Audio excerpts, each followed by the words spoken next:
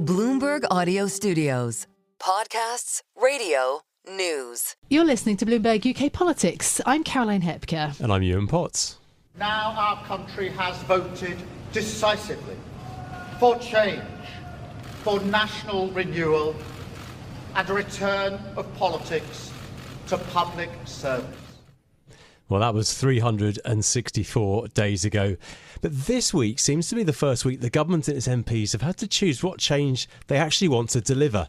And it has not proved to be easy. No, absolutely. This week has seen an astonishing U-turn on Labour's welfare plans, which they seemed unable to pass despite their 165-seat majority. Bloomberg's also done an analysis of the party's first year in power that does give the government half marks with dismal scores for fiscal stability and employment. Well, many of those poor grades are down to the Chancellor's choices to leave herself a tiny amount of fiscal headroom and put up taxes on workers' pay.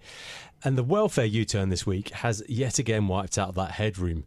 Well, 1 year on from the landslide win, Keir was left answering questions this week on how long his Chancellor will keep her job. I have every faith in my Chancellor. She has made incredibly important decisions in the last 12 months, and we wouldn't be doing what we're doing today without those important decisions. We work in lockstep and will continue to do so for a very long time. So there's another fiscal crunch, difficult budget looming in the autumn. Let's get a view now on what this all means for British politics. Joining us now is Sriskandarajah, who is the Chief Executive of the New Economics Foundation. And Danny, you're in the radio studio in London. You are also armed with your book about revitalising democracy called Power to the People. So I'm going to start quite gently by asking you what you think the achievements of this Labour government are in the first year. Well, sadly, it is a real challenge to find too many of them. I suppose one is definitely around the public investment programme. They are investing in the energy transition. They're investing in social and affordable housing. And in some ways, that's one of the reasons why there's so little room for much else in terms of public expenditure. And of course, the health service has been their number one priority. And it seems like there's a lot of money, but also intellectual energy being put into modernising the National Health Service. It's clearly been a rotten week for the government and for Rachel Reeves in particular. But I'm interested in your take on what this means for policy, particularly economic policy going forward. How will things look different in a few months' time to before this mess over welfare? Well, I think part of the challenge for the government is that they need to be patient because many of the investments and choices they've made will only ever bear fruit in the very long term. And yet politics, as you will know very well, works in increasingly small timeframes, and they're being assessed about the here and now, whereas some of the investments into public services or the energy transition will start to bear fruit in perhaps years to come. And so I think in some ways what will look different is that over time those things will start to improve the economy, improve the state of public services. The question is, do they have the time in terms of public patience and political support, and of course, inevitably, the internal wranglings within the Labour Party to wait for those payoffs? Well, Bloomberg has scored that, looking at the changes to planning, the investments that Labour has put in. I mean, they do say that there will be additional economic growth, about 1/10% a year, which adds up to the economy being about 1/2% larger in 5 years' time. It's not a huge amount. But going back to Rachel Reeves, the issue is, does she have the authority to deliver any of that? Well, I think it certainly seems like she has the authority, and it was, perhaps reassuring for her that there was a sort of public statement of support. My problem, though, is that there is a sort of set of self-imposed constraints, these so-called fiscal rules, which many people outside politics think are somehow these sort of golden rules handed down from generation to generation. They're not. They've been changed 11 times since they were first introduced by Gordon Brown. And what I found very frustrating was that this Chancellor chose to add more constraints to her own fiscal rules. And that has, ultimately been why the Labour Party has had to, take away the winter fuel allowance. It was not lift the two-child limit. And, of course, these monumental challenges around the cuts to benefits. And so it's those fiscal constraints that I think are forcing the choices in the rest of the government. And my frustration is they could have done this very differently. They could have eased the rules, rules, they could have changed the rules, they could have introduced what my colleagues would like to see, which is fiscal referees that have a much more nuanced approach to public borrowing and the investment impact, rather than the sort of crude mechanisms by which the OBR currently assesses the fiscal situation. Just on that point, do you think it was a mistake to give the OBR even more power and to kind of put put their place in concrete? I think it's important that there's a function like that's being performed by the OBR. I think I would have introduced much more nuance rather than the sort of extra constraint. So I do think that's a mistake, because it's almost like tying their hands even further, knowing that public services are in disarray, that there will need to be investment, and of course, unless growth rebounds, much more spectacularly, they just weren't going to get the fiscal headroom. Yeah, I mean, one of the questions really for investors is whether bond markets would accept that, whether they would accept a change of rules. I mean, maybe at the start of this new government they might have done, but they're perhaps less likely to now. My other question is about what this means from here. The rebellion by these MPs, there is clearly now a message from MPs that they want more left-leaning policies. The government was elected on a mandate of change, but they haven't said or really committed to what that change means. Have a listen to this. This is the former Tony Blair advisor, John McTernan, what he told me this week. No government can survive if it acts against its own brand values. Nobody votes Labour ever to cut welfare spending. Nobody votes Labour ever to shrink the welfare state. Labour is the party of the welfare state, the party of social security. And yet, where does the government stand? It seems to still want to talk to lots of different constituencies. Now it's having to make decisions. That's difficult.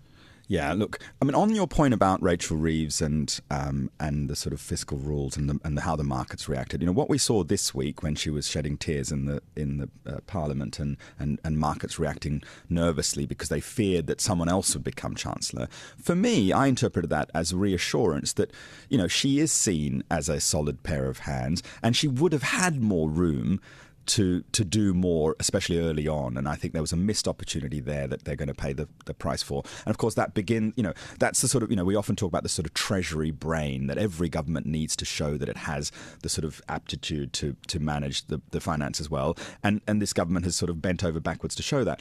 But for a Labour Party, if that treasury brain is not kept in check by a progressive heart, they lose their supporter base. And, I hang around working for a think tank. I spend a lot of time in the sort of Westminster Village.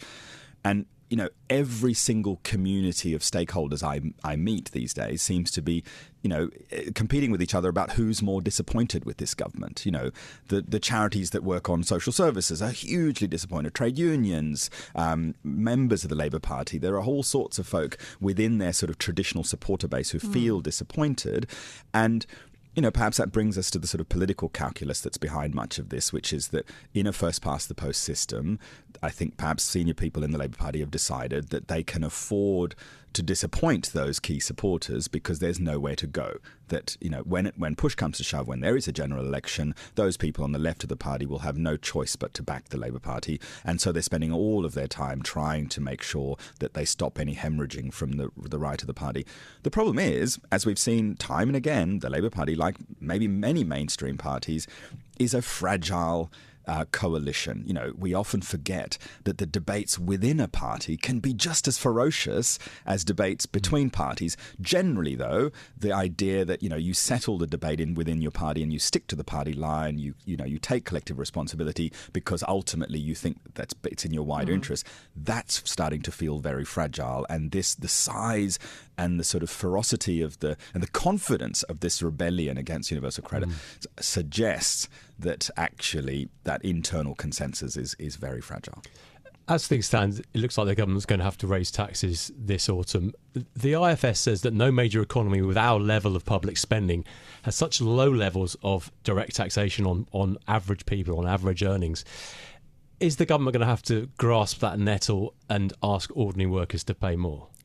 Well, it's going to have to raise taxes. And I do think that, we somehow, our politicians lead us to believe that we can have European levels of welfare with US levels of taxation. And they don't own up to the fact that there is a problem here. If you look at the OBR's long-term fiscal sustainability report, by 2050, the gap between the state as we know it in terms of what it needs to deliver and what it can raise on the current tax base goes to 20 percentage points.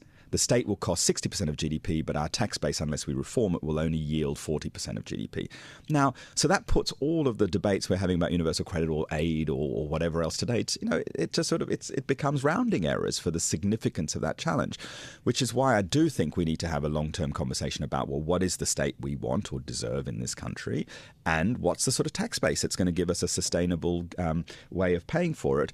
And in the short term, of course, that means raising taxes. We've been doing a lot of work on wealth taxation, also on things, progressive taxation that will yield all sorts of other benefits. Why not introduce a frequent flyer levy? We have an air passenger duty at the moment that's fairly flat. You pay a little bit more if you're in first class or business class. But we're saying, well, make it about the number of flights one takes. Because, a tiny proportion of British people account for a huge number of flights, and of course the emissions through those. You could raise revenue, curb damaging behaviour through mechanisms like that will feel fair and yield you more money. Which sounds really interesting. But wow, that's complex, difficult to enact those sorts of taxes on, individual sectors of the economy when actually it's about broadening the tax base. That's the thing that's going to bring in the big revenues. Is it a comms issue? How soon is the government going to admit before the autumn budget that tax increases are coming? Because if they leave it very, very last minute, the communications is going to be a nightmare. And that is the risk, isn't it? Yeah. So on taxes, yes, you need both. You need the heavy lift from the broad-based taxation revenue streams. But I think we also need the next generation of taxes to be able to give us a chance to yield, new forms of public revenue. We forget about road tax. The entire transport taxation model is based on fuel levies paying for our transport infrastructure. That's going to disappear by the time we're all moving to zero emission vehicles. So what's the next generation of public revenue raising in the transport world, for example? So I think we do need to do both. But on comms, yes, I would much rather this government have done early in its mandate, had the sort of honest conversation with the nation to say, it's not just a black hole that we inherited, but the only way to fix it is going to be to do a heavy lift on taxation. And I hope I don't think it's too late to do that, and maybe there is a chance ahead of this autumn budget to do that, or as Rachel Reeves rises in the floor of the chamber, maybe that's when we'll finally hear the truth that difficult as it is that we need to hear. Danny, I'm not going to ask you about the next general election. It seems like a world away, but are you hopeful for the next 4 years? Do you think when we get to the general election, Labour will be able to point to concrete things? Will it be proud of its record? Will it have been worth electing a Labour government?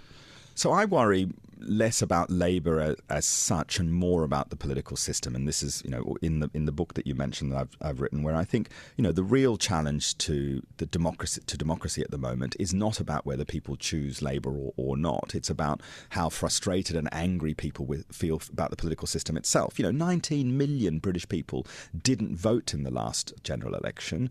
Many millions voted reluctantly for parties because of the first past the post system, and many millions voted for reform because they were angry with the mainstream.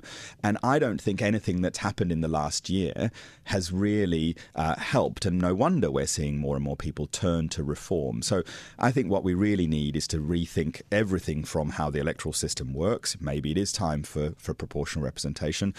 We need to think about how democracy itself works. Why do we have the world's second largest chamber in the House of Lords completely unelected, and call ourselves a modern democracy? Labour promised in its manifesto to get rid of the House of Lords, yet it seems reluctant on this as well to make any progress.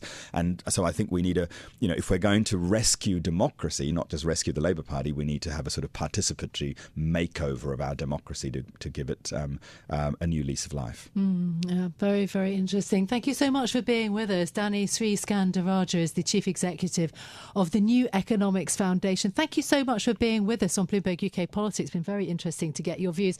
I'll just add one one thing. We mentioned Reform UK, but that kind of splintering, the dissatisfaction of voters, perhaps might be reflected also in the MP Zara Sultana talking about trying to create a left-leaning, announcing a left-leaning party, supposedly with the support of Jeremy Corbyn, although that has now been disputed. But you can see the kind of fragmentation may be happening. Yeah, a further threat on the left. So you've got the Greens, this new party, whatever it's going to be called, and the Lib Dems slightly to the left of Labour. And, of course, the challenge on the right. It's kind of the atomisation of British politics, and how that all works on the first past the post is anybody's guess. So it makes the next election even more fascinating. Yeah. Meanwhile, that's it from us for today. If you like the programme, don't forget to subscribe. Give it 5 stars so that other people can find it on Apple Podcasts, Spotify, or wherever you listen. This episode was produced by Harry Black and James Walcock, and our audio engineer was Meredith Frank. I'm Yuan Potts. And I'm Caroline Hepker. We'll be back with more next week. This is Bloomberg.